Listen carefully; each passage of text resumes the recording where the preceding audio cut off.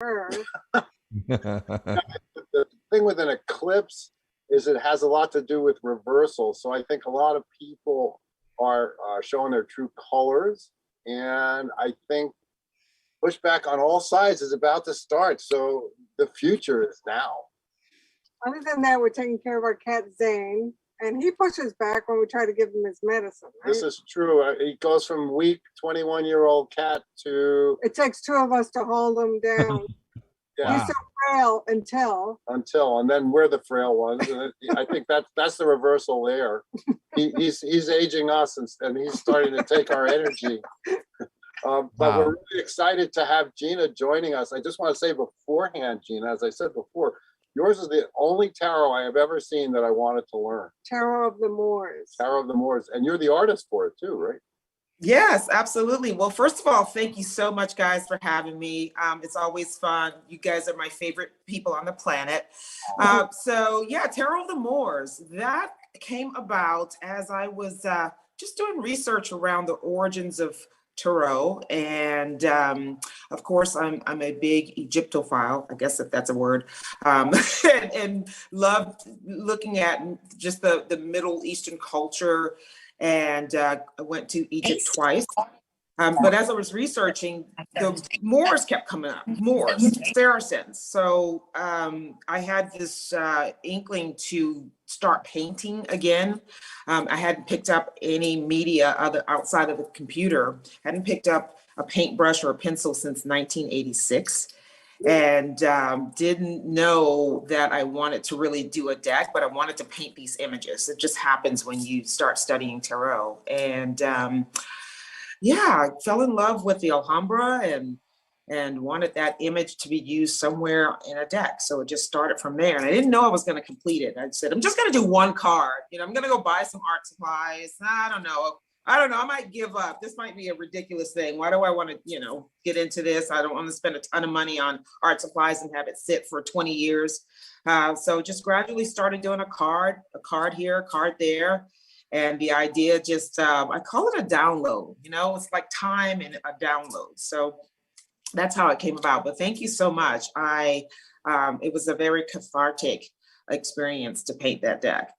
I had the pleasure of seeing some of the originals when we met at Reader's Studio. They're not that tiny. They're a nice size and a lot of watercolor, right? Or you used a mixture?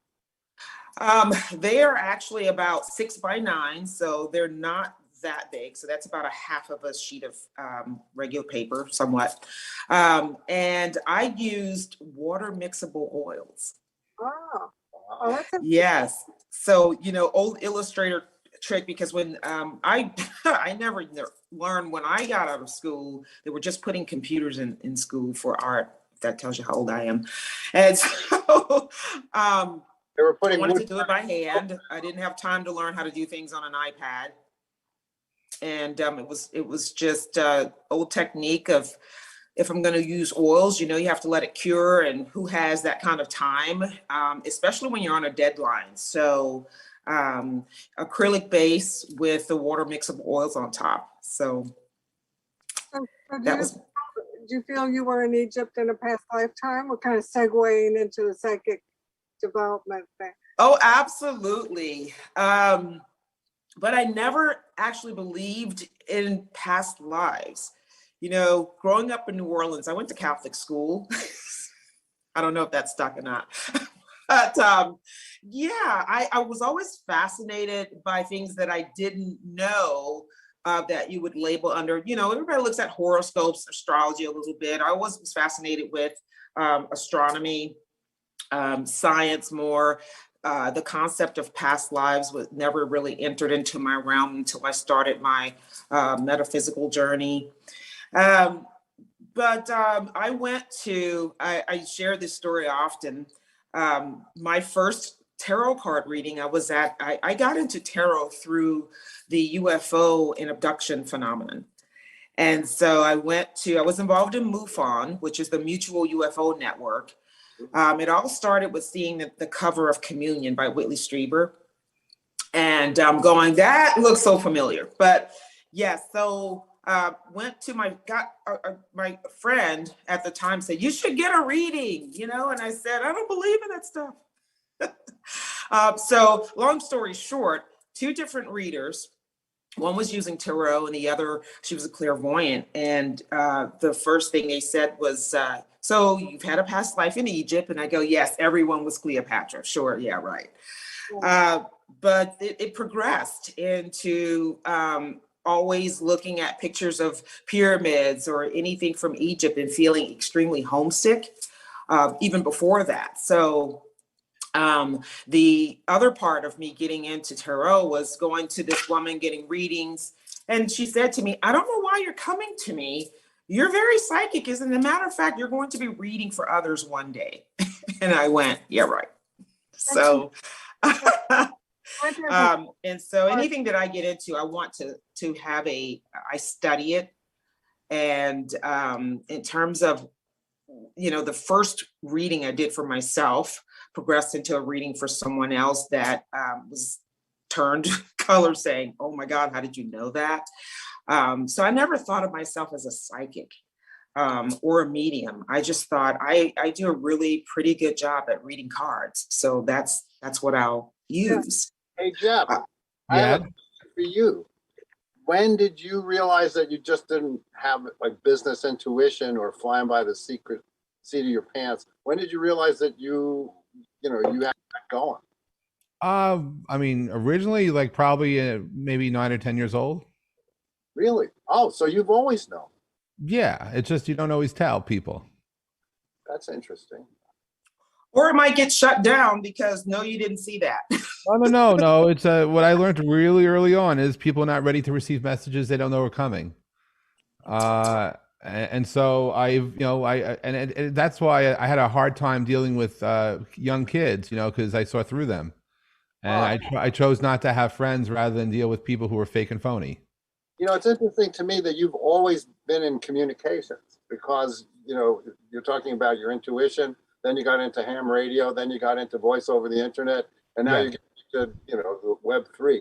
Gina, this we're going into Web3 here on Ask the Oracle. We are, and we're actually living in the future every day, but particularly in the third phase of the internet, and the third phase of the commercial internet, which will be transformational in how we actually share information, how we communicate, how we connect, and it's fascinating. But so Monty, I would say, I guess I started my first businesses when I was in high school. I should say no. I had a comic book. I was a comic book dealer when I was in 6th grade. The first time I ever was on TV. I was the youngest comic book dealer at the Hotel McAlpin in the 70s, and they found it fascinating that I was a comic book dealer. I found it fascinating. They thought I was fascinating, and that's where it started. And it just never relented as far. And then in high school, I actually had like 3 businesses, and I didn't think it was anything abnormal until about 10 years ago when I was interviewed by somebody, and they thought it was funny that I had all these businesses before I went to college. And I didn't know about raising money. I thought everything should just be bootstrapped, and you go into business to make money, and that's what I did. And so I just followed that path. I got coaching from my father, and the rest of it I just saw what to do, and it just never. Because I'm able to receive my messages most of the time, but of course, one of the challenges when you get intuitive hits, and this is the truth, you can't avoid your truth. No matter how hard it is, you have to listen to it. They're avoiding their truth. I mean, you can. It's just it's not the greatest idea in the world. No. It's sort of like going the wrong way on a one-way street. If you do that, you may get into trouble. Right. So, if anybody in the audience has questions about psychic stuff, please write it in the chat. We can answer that. But it is a lot of us who are psychic and intuitive. We know it's hard to read for ourselves. yes. I mean, that's standard, right? And that's why we know so many great psychics, because we trade readings, we share readings. It's good to get a second opinion, just like with doctors. I mean, it's good to have a healthy skepticism. And but we don't want that to interfere with the flow, right, Gina? Right. I've always, with my clients, and I do a lot of events, and at events, people have never gotten a reading before most of the time. And I tell them that's okay. I was very skeptical in doing it, and still have that. I think it keeps us open. So in terms of development, I think it's constant. I think you have to learn how to get yourself out of the way to let the intuitive process flow. When I read for people, it's short bursts at events, right? And so I constantly have to move myself, my ego out of the way in order to just be the straight channel, I guess would be the word, to give that information to because it's constantly flowing. It's about I think intuition and psychic development means you learn what your voice is versus somebody else. I remember the first time that I was reading for someone, and my wrist started burning, and I thought, this is not my stuff. Where's this coming from? So I asked the lady, I said, what's going on with your wrist? It's like, I don't know why I'm getting this. And I never, again, considered myself a medium, psychic, empath, any of that. I just didn't want to have a title around it. I wanted to be open. And I think that's how my psychic development started. It's just like, let me just be open and try to figure out who I am. And so if other people are pulling their information, it can't be mine. I have to learn to differentiate. And she said, oh yeah, I had this incident where it was domestic violence and she was hogtied, really bizarre. She said, how'd you know that? I go, my body is telling me. Well, I don't like that. But it took learning every time and keeping track of what's mine, what's other people's, and being able to sort through the information that's coming through. I think it's very humbling, because we practice stepping aside all the time, because, it does come from a higher power.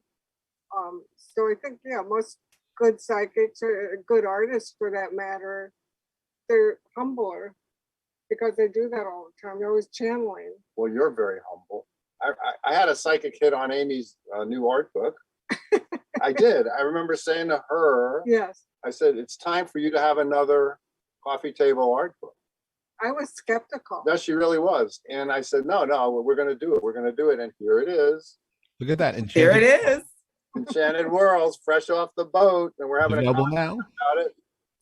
But I just want to say, one of the things about being psychic that you have to learn is you got to say what you get. And you have to that takes courage, right? Right. No, that is the most courage, is to say what you get. And and it goes back to getting out of the way. It is not, it is not for you. I recently had to be reminded that I'm an actual messenger.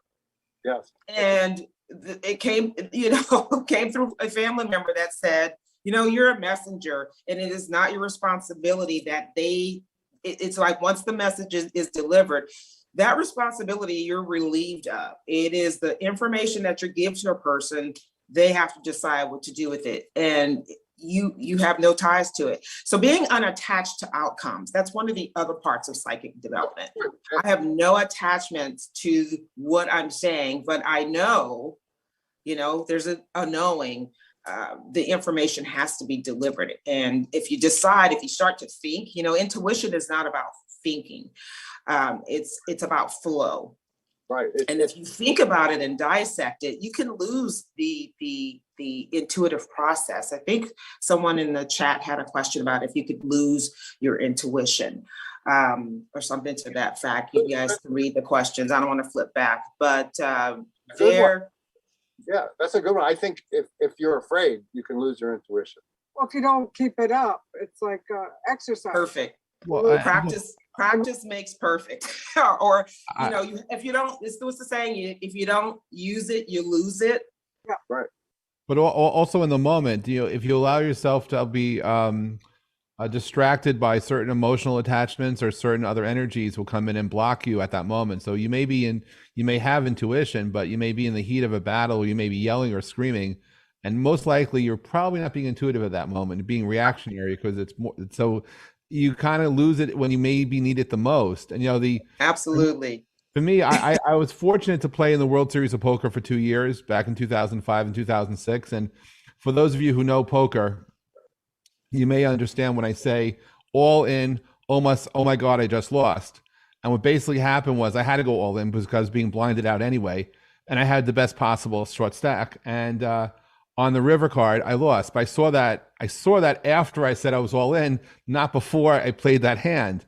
And throughout the 2 days I played in the World Series of Poker, I knew I knew I had the nuts, which is the best possible hand in advance. But to hold on to that intuition under pressure, really, really hard, like almost impossible for me.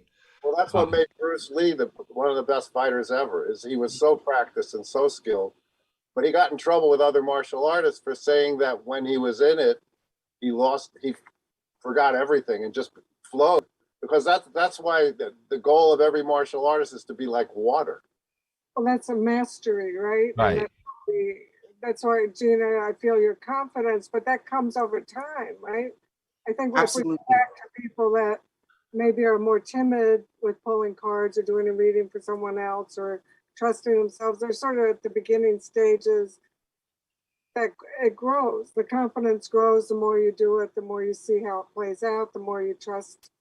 But you have to do it. You have to keep doing it. Like right. No, no matter what you do, especially if you're doing something that takes you outside of, you're in front of someone else, you will learn that everybody gets nervous. Being nervous means that you're actually in some ways prepared. If you're like me, you can over prepare.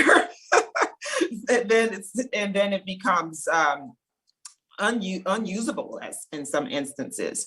No matter how long, and I've been doing, like you guys, I've been in this for a long time. When I do events, when frankly, people are really judging and they have, the stereotype when they see a reader and a card reader sitting down.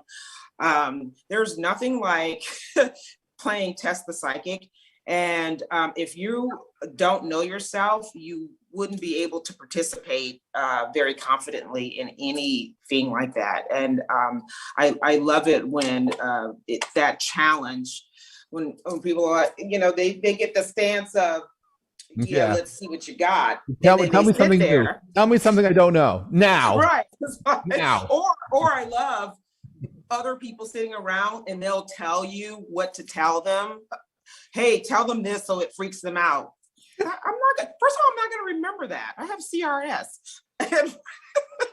And it doesn't work that way because they don't understand the process.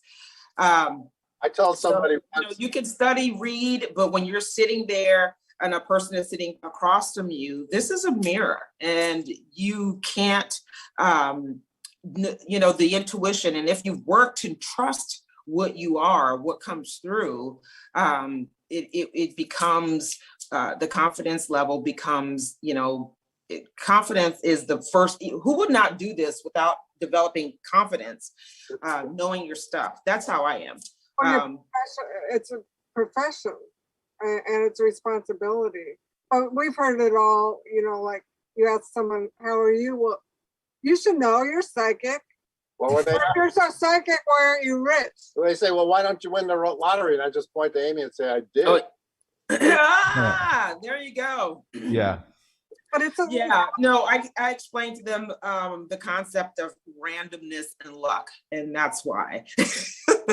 So if you feel lucky, go and play the lottery and see what happens. This is not necessarily for a family show, but I don't think you can tell that story. Well, can I bleep it out? I don't think so. Well, okay, I'll go down a level. I'll ratchet it down a notch like Emerald. And so I once had this one guy the whole time just annoying me, and then he said, "All right." You were doing readings. I was doing readings for everybody. This is when I was developing karma cards, and he said, "All right, well, do reading for me." And I think the spirits on the other side decided to help me out. And I said, "Well, either your mother just died or you just moved." He said both, and got up and walked away. Well, there's always the skeptics who are the last one. I mean, they watch the whole thing and then they step up because they really want to know, right? What happens to me, it's funny when I do events and I tell, the hostess is like, well, how come nobody is sitting down at your table? I said, well, they're getting liquid courage. They're doing liquid courage, and don't worry, for the rest of the evening, there will be a line out the door. It only takes that first person. Yes. But getting them out of the chair is the other hard part of it. Yes. It's like a high school. It's like, you understand this is a party and we're not doing therapy right now. Gina, have you ever run into a situation where you're at a party or a festive event and you get a message to give to somebody? Now, it's not necessarily someone you know, but someone you know you have to give the message to. That happens to me more often than I could admit. And when I go to that person, I give them the message, and they're usually complete strangers. First, most likely, they have no idea what I'm talking about. Then they hear it, and they either reject it or they are completely grateful they received that message. And then they want to understand, how did I know to tell them that? And at that point, it gets really embarrassing because I can't explain to them how I know to tell them that. And but it happens, and it's and I find that, you know, people are not necessarily. It's one thing if people ask you a question and they're not prepared to get the answer because they're asking you. Completely different when it's an unsolicited answer and they're not prepared to receive it at all. And then I've had the extreme case where I've been somewhere, I told somebody something, and then literally 6 or 9 months go by, and then I got an email where they basically say thank you, because they rejected it apparently at the time. They emailed me thanking me for it, but then it's like I have no idea what they were talking about because I don't remember talking to them. And it's like, and they want more, and it's like, I don't know. I don't even know I met them, let alone what I told them. Oh, I have no ability to say anything. Yes, Jeff, welcome to my world. Well, in my process, I never work with questions. Well, I'm going to say not never. I make questions the last part of the reading process. So when I'm doing, even for private clients or events, I never have a person tell me a question. It's all message. And that's why they sit there and go, you know, they'll say that's exactly 100%, or they immediately, sometimes, every once in a while, they are not ready to receive. One of the things in terms of relationships, because you guys know I wrote Tarot Coupling, it's all about relationship readings, but more so it's about why you choose the types of people that you get involved in relationships with. Talk about relationships come up pretty much. I'd say it's the top 2 reasons what people want to know, you know, or even if they think they don't want to know and they think it's a job related question, money related, love comes in there some sort of way.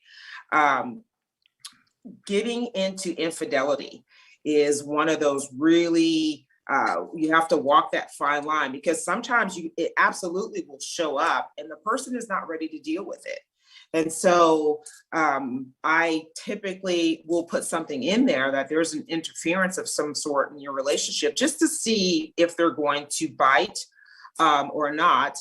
And if they're not ready to deal with it, I move on. Other messages, when there are people that have crossed over and you're at a festive event and they're standing right there, and I'll think, okay, so your dead so-and-so is standing here. So I have to navigate through that to decide, you know, if you're going to break down and start crying, or, you know, just not want to deal with it. So you have to walk that fine line, and that's part of psychic development as well.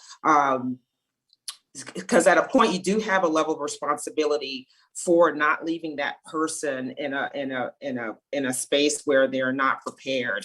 And often they do come back months later and will tell me things. But yes, Jeff, I know exactly what you're talking about. Also, sometimes people have something in mind, they want to hear that particular answer, right? So yes. it blocks, you know, really what you're telling them from a different perspective. But what about people starting to develop more or trusting more? Do you have any techniques? That was psychic on your part, because I was just about to start talking about that. Techniques. I use something to start people off. Yes feels like yes, and no feels like no. You know, just to get used to trusting yourself about something you're feeling. Because everybody who's watching this, ask the oracles. You're all oracles. It's just a question of also they're interested in this stuff, so they're more open, but they can do it receiving answers. you know, they can do it themselves if they want to. We're all about eliminating the middle person. Well, of course, using the cards and using Oracle strengths, and that's like a workout machine for you. Yes. Gina, I'm sorry, I jumped in because I was No, excited. no. Sometimes conversational magic happens. And so it was important in terms of when you're starting, you use tools. Our intuition is the tool, as well as whatever. If you're using astrology, if you're using runes, if you're using Oracle decks, tarot decks, those are just tools. So, you know, Amy, it's like being an artist. I'm going to either use a pencil, I'm going to use a paintbrush, I'm going to use a computer, you know, I'm going to use a sponge. All of these things are tools to get effective techniques, right? So you have to get your technique down. You have to understand your voice, your intuitive gift. Some of it is, you may be a person that receives images, so vision. So how does it come? You have to, everybody recommends journaling. So when you're reading for yourself, you start out that way, because how are you going to learn to read for others if you don't know what your voice is? Some people may hear it, you may feel it in your body. And so paying attention to those hits and seeing what rings true, after a while, it becomes like very, very second nature. Like riding a bike, you kind of know which foot to, you know, and it becomes, how do they say that? It becomes in the subconscious, which is what you're dealing with a lot of times, where you know this information is for this person. Intuition also is completely random. It's if you're thinking about it, sometimes we go back to if it's too much where you're involved in trying to rationalize the information, you could absolutely lose it. So developing yourself means you know how to stay on track, not knowing how, not getting distracted, avoiding the distractions. And so fine tuning what information to grab. I often tell people the information about everything that we ever want to know and could know is constant. It's a stream that's ever constant. When you're doing readings, or anything, it doesn't have to be about readings, but when you want to know, you have to put yourself in a space. Usually we do that through meditation, grounding, to be able to kind of grab the thread of information. Does that make sense? It's like, okay, how do you know it's relevant? Well, then that's the part where you develop yourself to pick out what's relevant to a person. I will do readings with cards, and I'll tell people, you don't have to pick cards. I will just leave those same cards that the last person used in front of you. The reading is going to switch. Why? We have a different energy now. You're here, that person is not here. So I'm tuned into what you need to know rather than somebody else. So the cards really become just a prop, right? It is about the participation of the other person. That's right. And reading for yourself, that's why reading for yourself sometimes it's harder, because you're already stepping aside, but then you have to step in. You have to step Exactly. And and a lot of times when you're reading for yourself, there's an emotional component that doesn't get out of the way. So in a sense, you're attached to some sort of outcome, and then it's your second guess, and then you want to flip more or look at it again and revisit. Instead of actually, I think reading for yourself, you have it's harder to receive the message at first hand rather than if you're doing it to someone else. Yes. I would. It's a great therapy, because it teaches you so much about yourself and what your attachments are. One thing I want to throw in is something I've learned, which is I have to remind myself, is to share the facts, not your own opinion about what's being shared. That you know, if you see something, you know, even if the person's asking you questions, don't answer their questions, share what's being presented to you. The last thing we could do is share opinions, right? It's and it's sort of in the chat, the discernment, right? It's not for us to figure out what's relevant, and certainly not that your opinion or voice doesn't matter. I think it ultimately matters a lot, but in the context of sharing information with someone else, give them the facts, just the facts as it's presented, and let them figure out what to do with it. Mistakes I've made, particularly amongst people who I care about when I'm attempting to be helpful, is sharing is accidentally being opinionated, and I have to get my opinionated the heck out of there and just share what's being presented and so to be transparent with the information, be present with it, but not to rationalize it or anything. Just tell it to them. And for people who are just starting out, having the confidence of sharing what comes to mind, as Monty was saying, the strong yeses or nos, or whatever is there, and they may think it's science fiction. I sometimes couch it with my friends and say, I understand there's no reason I can possibly know this about you or about what you're about to do, but take this for what it is. And it ultimately becomes almost an addiction, where there are some people who want help, and that's why I respect people charge for these services, because otherwise you're connected to this flow, and some people want to tap into it, and it becomes draining at some level, even if it's with people you care about. And so using some way to separate the information from the content. And yeah, I do a lot of work with a few people for free, but I have a friend of mine who passed away, who I'm a colleague to, who I promised I would charge for my services. And I promised one day to do that. And it's, I tell you, Jeff, people don't respect things they get for free a lot of I times. know that. I know. All the time. Yeah. Yes. Yeah. Always placing a value on what you do is another thing that's so important, especially some people that aren't in the business of intuition don't understand. We are buying books, decks, studying, going to classes. We got to pay to put the electricity, keep the electricity, the internet going. No one's paying for that. It's constant self-education that you cannot get around charging for. I was getting to the guilt. So doing things for free and then moving to a pay model, I deal with guilt occasionally when I deal with people who I know want something, but I use that as a barrier. And what I choose to do with my free time with one or two people, that's up to me. But in terms of people who want my services, I have to charge for it because, as you said, bills are not being paid psychically. Bills are being paid by intention and purpose. Don't you wish, though? No comment. There is the gilt edge on the side of the. And what about when it's? Go ahead. No, I was just reading through some of the. If you see me clicking, reading through some of the comments and questions in chat. And one that I'm particularly interested in, because I've come across this, is it says from Michelle Marie. I was talking to another oracle yesterday and we discussed narcissistic abuse. The tarot, astrology, and other divination tools help break through the programming and gaslighting that so many victims go through. One of the things I've been reading about is how narcissists are attracted to empaths. Have you guys heard of that? Yeah. Oh my God. Yeah. So I live that. I live that. So yes. I'm too busy thinking about myself to realize that. Can we also say back to crazy people?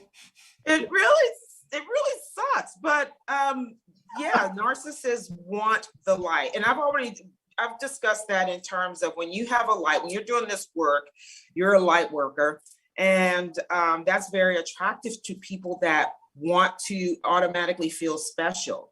There are people that feel like they take the relationship that you have with them and feel like they own you, or they want to have something, they make it more into what it needs to be. Boundaries become very, very important when you're developing not only psychic development, but if you decide to reach out for others, boundaries will be there. And I will tell you, more often than like, my mentor, the woman that told me I would be reading for people, I've known her for more than 30 years. And we had a similar conversation about having stalkers. Typically, I feel like, and it may not be true, but more often than not, I find people that do this work that have had a terrible time in the past. They've been victims of abuse themselves, which is why they can help other people. And some of the best psychics I know have severe trauma in their past of some sort. So that doesn't go away. It doesn't make your future, but it also is one of those core things and why you can actually do the work, fine tune it. You can't stop the PTSD. So if you've lived in a war zone, that PTSD doesn't go away. And that's kind of how that heightened sense gets there as well. So absolutely, these tools are therapeutic tools that help bridge that that kind of gap between, and you know, we can talk about tarot and psychology on a whole other show. But very much these tools are very, very much a part of being, you know, we're parent helpers. And so they are very much, you can take any of the tools to develop into helping people. Absolutely. Gina, I just want to tell everybody your link to your website is in the chat also. Yes. Tarot There advice. you can find all about all the things that I do. I've been taroadvisor.com. You can find links to my book, which is Tarot Coupling Resources and Resolution for Relationship Readings. My deck, Tarot of the Moors. I have been writing the helping with Walden Ruth Ann's Tarot School newsletter for, oh my gosh, it's been so many years. I think 2010 I started helping them and writing articles, and I have a column in the newsletter that's geared specifically for professional readers or anybody that's doing, you know, you can use tarot, but anything that and how to do this as a business I cater to. And we also started doing a segment on just Diviner's Corner, we call it. So it's all about different little tidbits of obscure, maybe not so well-known divination techniques.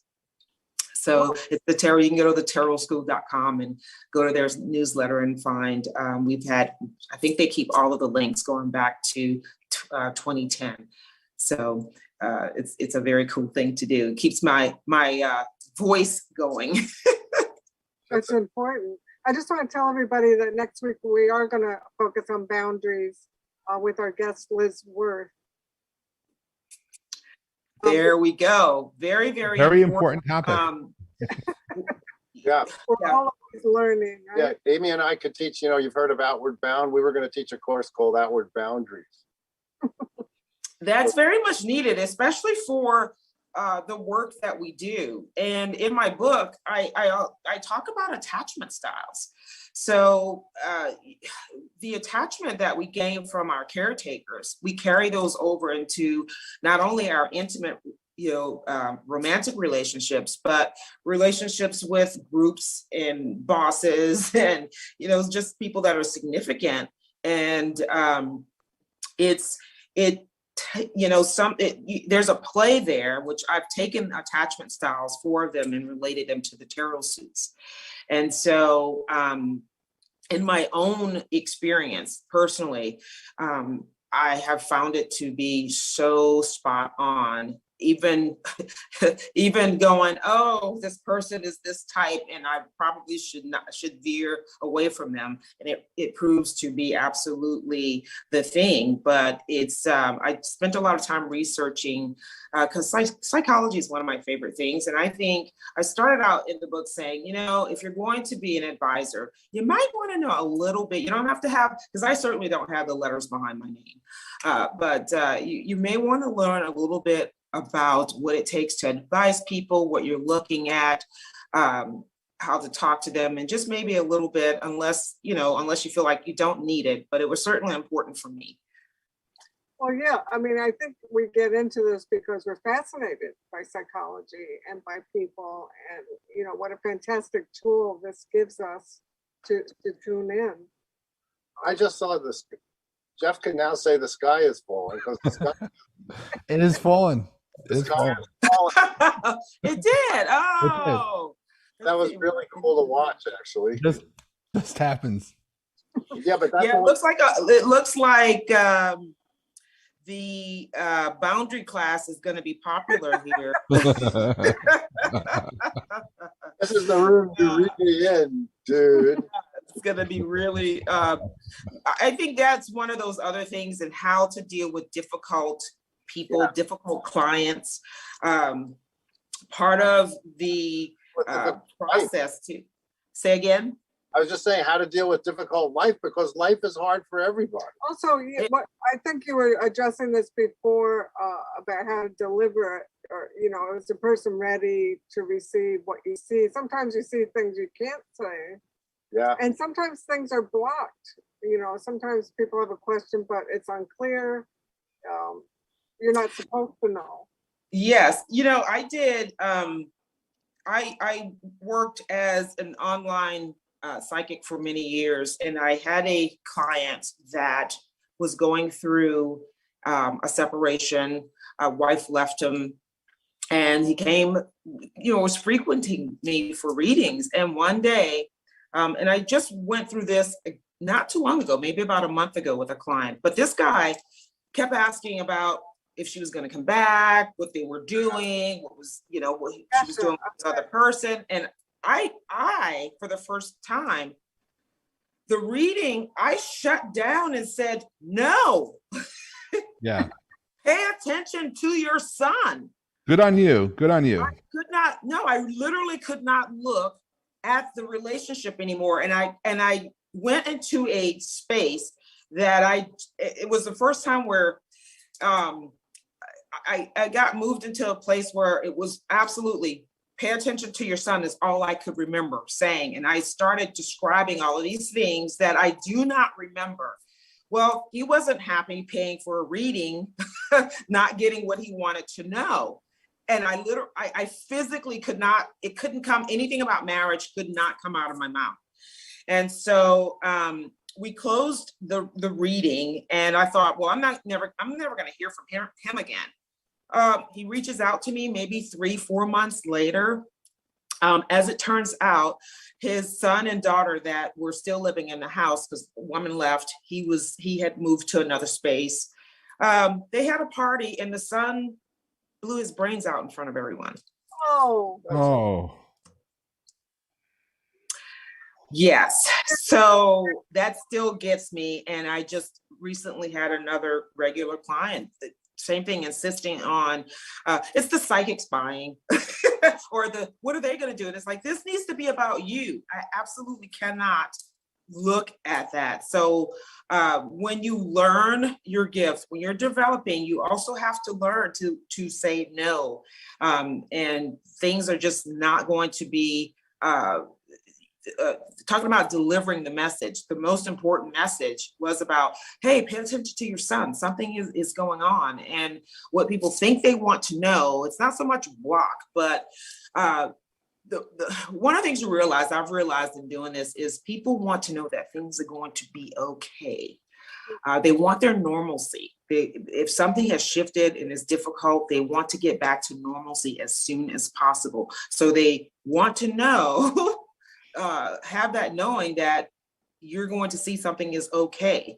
I get all day, don't tell me anything bad. It's like, well, the bad cards stay in the deck. They don't want to see that tower card and that death card. When people say that they don't want to know when they're going to die, I say, don't worry, I'm not that good. No, or the other one is, do you know you started dying the day you were born? Every day. Yeah, right. Well, it's a long process. So when it ends, we don't know. Oh, I know. You have to know how to read a reading. When you get a reading from someone, you have to know what resonates with your heart, how to give it its best use. It doesn't mean you're going to follow everything by rote. Right. Be open. It's hard when people don't have support systems and they rely on the readings as a support system. That's fine. But they become attached. And then the reader might, when I talk to people about doing this, students, people that want to get into it, I say, you've got to have your boundaries intact and straight before you go out there. You can be the best reader ever. It doesn't matter what your talent is. If your boundaries are not safe, if you don't have a good support system yourself and have good boundaries, it's going to be you're going to run into some things that are not easy. Well, that's why a spiritual practice is essential as a part of this. To prepare yourself for a reading, like you said, meditation, you have to be still, you have to be not distracted. It's like a little ritual to open yourself up to receiving an answer. And that becomes just a habit in a way that you do it. Yeah, preparation. It's a ritual, but it becomes ingrained and integrated into, I have people when I'm setting up, they'll go, what do you see for me? Not in my space yet. I see that you're very curious. That's what I see. I'm not in my space yet. And of course, Hustle and bustle. But when I pick up the deck and I start to shuffle, that's part of the ritual that puts me in that space, right? Definitely. There's also the ritual of what happens after a reading if someone hits you hard. I mean, I've had more than one occasion where I literally sat on a ferry for almost 6 hours to get rebooted and regrounded. Either that, or I found the closest place to take a shower, and I spent a half hour in a shower just resetting, because some people are draining, even if they're lovely, beautiful souls. They are so draining. And right. And that's another thing in terms of surrounding yourself with crystals and really understanding that these people are looking for something to plug into. And I'm very good at going, no. Another thing that I use too is if I were an EMT and I'm trying to save you, you're having a heart attack, and I get all involved in, oh my God, you're having a heart attack. I can't do my job to save you. So I disassociate from what's going on, because I have to stay, again, clear. If I'm involved in your stuff, not that I'm not being empathetic or sympathetic towards what's going on, but somebody needs to tell you no, and that you're not operating at your highest. And sometimes that's hard for people to hear, but it's like, if you're looking for the advice, if you're looking for the rescue, leave out the unnecessary parts, like stick to the facts and we'll get through this. Gina, the tough love reader. I am the burster of bubbles. Well, the Poors didn't play around.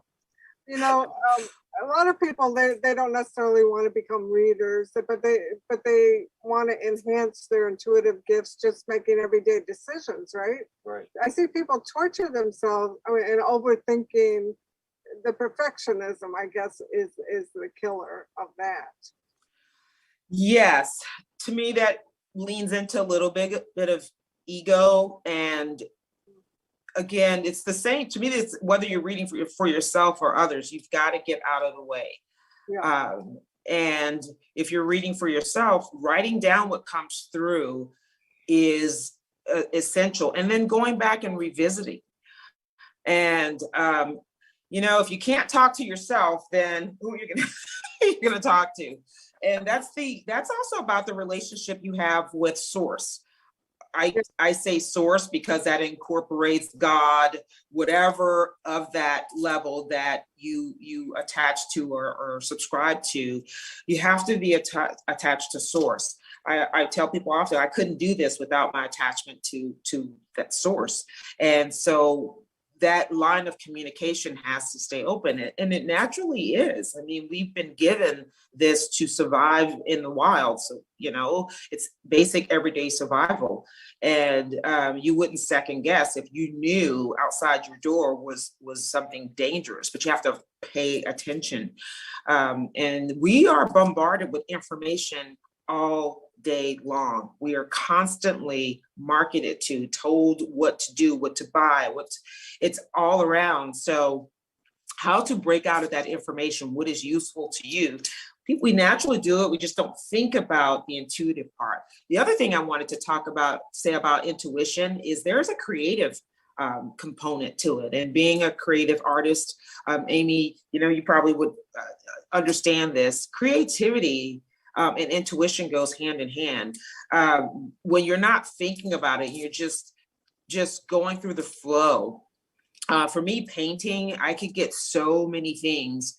And when I was creating Tarot of the Moors, people ask why did you choose this? Or why did this have to be there? Well, part of it was, what should a deck look like? But I also just really asked the ancestors, the Moorish ancestors, to come through and just let me put in there what the story that needs to be told. And so it was just like, oh, this is going to go there. I didn't even think about it. And then I would sit back from my painting and go, wow. So there was not an actual intent of knowing, but there was and there wasn't. So it's like, how is it going to end up? Was just really, I describe it as a download. Yeah. Sometimes we talk about, and it's in the art book we just did, the discipline of spontaneity and the spontaneity of discipline. I mean, as an artist, I know you have to have your fundamental tools and experience. You know, you have to take drawing classes, and then you graduate into doing your own thing. It's the same as being a reader. You should experiment with this and try this. And of course, psychic gifts come in different forms. Some people dream, right?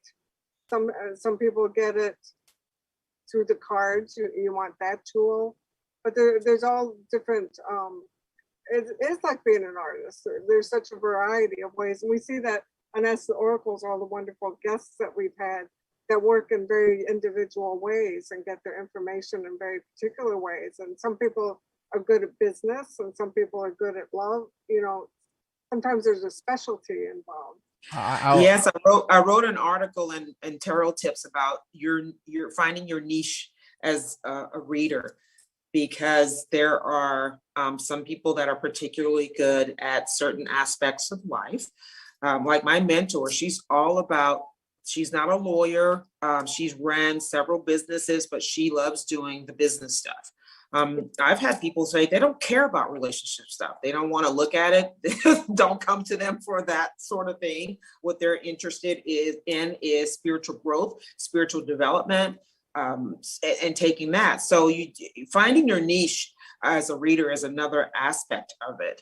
And that comes later too. People will be drawn to you because of your specialty and your niche. I was just going to jump in and mention a couple of they're totally unrelated, I think. One is being in a car and listening to music for the first time and getting a download of the lyrics ahead of time, so that I actually know the words to the songs that they're being sung, but I never heard the song before. And then some of the best paid speeches or best speeches I've ever given have come when I've show up on stage and I let what's meant to be said, and just let go. And I don't have, never do I have really ever memory of what I said. But at the same time, I know it's recorded, so there I said it. So do you have the faith that it's going to come? Because absolute faith. In fact, I've had the situation that if I prepped, I actually did my best talk prior to going on stage. So I learned to let go, be prepared, be awake, be alert, don't be tired, but to show up and the message will be delivered. So that's the way I make a tapestry. Same exact way. But there's other things I worry about in life. So we have to transfer that gift, to the places where we have anxiety or less faith, right? Yeah. And wow. as the resident astrologer on Ask the Oracles, one of them. Yeah, what's going on? Well, I just want to tell everybody that Venus and Pluto are together, so beware of compulsive behavior in yourself. Oh my goodness. And in yes, and all of this snatch and grab stuff. That with where we are, that's going to continue. I'm thinking at least it won't calm down until after the first of the year, just based on what Pluto is doing. Yeah, because the Pluto return for the United States is coming up in February, and then you have and Pluto can be crime. It's true. So we really have to use our intuition. Absolutely, and stay safe, because it's not over with, and it's there's more of that to come. And yeah, well, I don't know, but yeah, do individually keep yourselves very safe and be alert. That's why the mantra here is make your base secure. Right, and Mars is sextile to Pluto, so it is going to be in the favor of the criminals for a while, so but as we know, people want good news. That's so interesting, because I was thinking about talking about that, but trying to it is. There's a lot of crime. And another thing is, I think with that, you'll see a lot more of death, on a mass level. And Pluto too, right? Yeah, but the thing is, it's always, they say nature abhors a vacuum, but it's like the pendulum always swings too far one way than the other.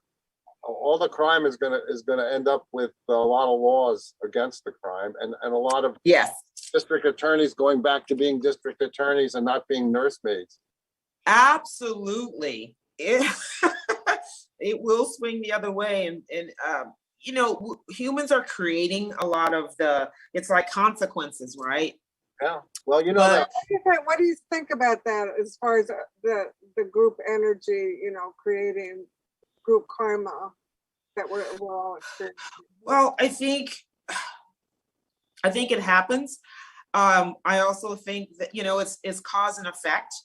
And I think we have stopped actually thinking about consequences. And, you know, it's like, yes, treating people the way you want to be treated and everything like that. But I think, you know, as much as we've been connected through the internet and the wonder of that, I think it's it's created more narcissism and social awkwardness. And there was one other thing I really want to touch on quickly, because I started talking about the UFO movement I was in, and nowadays I started one of the things that came out of that was these grays, and there was a theory that the grays were actually us from the future. And how they became that way is because we stopped talking, right? Think about the mask. Became more of looking and communicating. Right now, kids don't look at each other. They're all this. So it's more about what you putting your thoughts into words that are actually not words. So head gets bigger. The eyesight's going because we're staring at screens all the time. So the eyes have to get bigger. It's this whole interesting thing. But the point of it is that we're getting less away from thinking about the group energy and more into a me energy. And I think that's where we have a lot of work to do. Considering that it's the age of Aquarius, which is about the group, I just noticed our hours. Yeah, we're like our hour's up, guys. The session's over. Okay. So great. It was so fun to talk to you. Yes, this was fun. I'm always happy to do this. Always happy to see you guys. Oh, it was a pleasure, Gina. Hey, is this a podcast? Can this be a podcast? Of course it's a podcast. We just haven't presented it as such, but of course it's a podcast. For over a year. It'd be an awesome podcast. Don't you think? I mean, because Absolutely. I think we should be presenting things as podcasts because Monty, I always intended Ask the Oracles to be a podcast. well, let's do it. Yes. There's no reason why not to. Gina, So, thank you so much, guys, for having me. I'm my God, always Gina, willing to show up when you need me. Thank you, Gina. Yeah, absolutely. And let's stay in touch. You can always find me, message me, call me. I may not be regularly online, but I'm always online, you know, because it's a time suck. Oh my God. If I start getting involved in everything, I'm going, okay, so where did those 4 hours go? And I have stuff to do. Believe me, we know. TarotAdvisor.com. Gina, please. Hey, everybody, enter a contest. You know, you just send us the receipt for the book and you can win a big canvas print. Right, no looters. Ooh. We don't want looters entering the contest. That's why we want to see the receipt. And thank you, everybody, for joining us. We're going to be back next week with talking about boundaries. Boundaries. Oh, I've got to see that. Right? We need boundaries for the holidays. Absolutely. Because by the way, if it's Monday, you know what it's time for? Ask the Oracles. Hey, it's a wonderful show. Thanks to Lauren and Harry. Thank you guys for making this happen. Gina, Monty, and Amy, you guys are great. Love you. Love and light to all of you. And Love and light. the week. Thank you so much. Everybody. We